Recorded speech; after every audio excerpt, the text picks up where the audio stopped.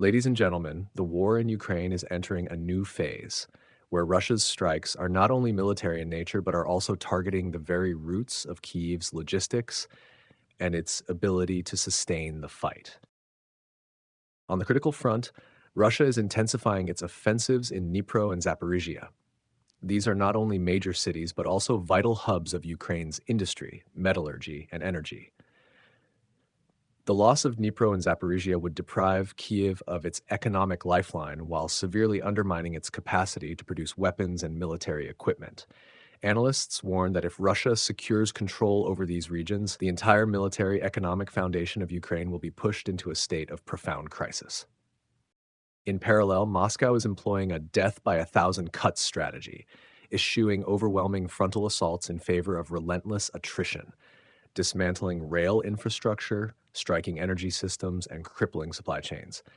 This is particularly perilous given Ukraine's near total dependence on railways to transport troops, equipment, and essential goods.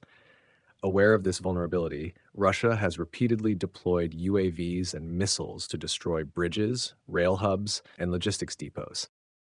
Conversely, Moscow is rapidly constructing a new railway network across the territories under its control, transforming the captured lands into a sustainable rear base.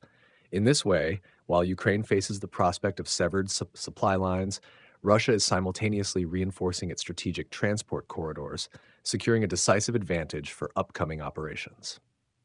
The balance of power is tilting ever more sharply in Russia's favor.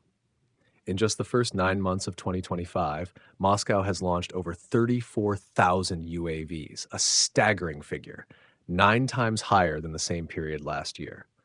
These drone swarms serve both reconnaissance and precision strike roles, granting Russia overwhelming dominance in the skies. Meanwhile, Ukraine is running out of manpower, steadily losing control of its airspace, and witnessing the collapse of defensive lines in Pokrovsk, Kupiansk, Konstantinivka, and the Serebriansky forest.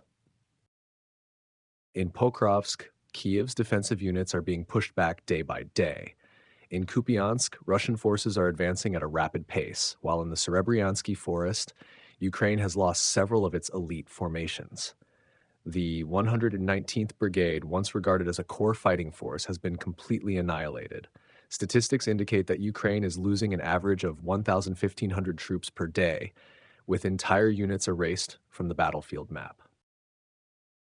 On the international stage, the Trump administration is reshaping the balance of power. Washington is pressuring Ukraine to enter negotiations while demanding that the EU halt imports of Russian oil.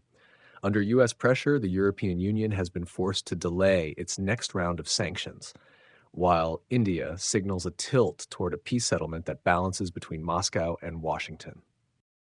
Across Europe, a crisis of confidence is spreading. Revelations that President Macron once admitted NATO was the underlying cause of the war have ignited fierce debate. Protests in the UK and France reflect growing public fatigue with the war, inflation, and the ongoing energy crisis.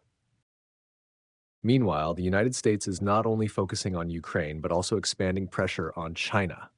The Trump administration is urging allies to raise tariffs, boost defense spending, and strengthen economic positioning by pushing central banks to cut interest rates. Australia, the UK, South Korea, and Mexico are all adjusting their policies in line with Washington's direction.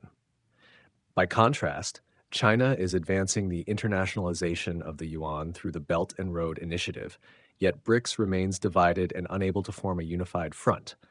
Notably, Trump is improving ties with Russia and India, an emerging alignment aimed at curbing Beijing's growing influence.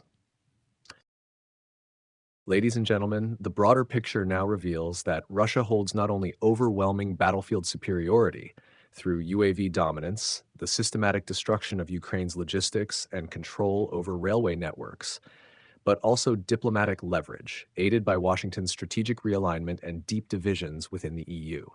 By contrast, Ukraine is weakening by the day, facing the looming risk of a total supply chain collapse and sinking deeper into domestic turmoil.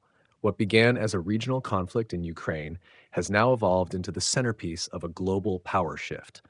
Russia, the United States, China, and Europe are all entering a new phase of strategic confrontation, where the decisions made today will shape the balance of power for the decade ahead.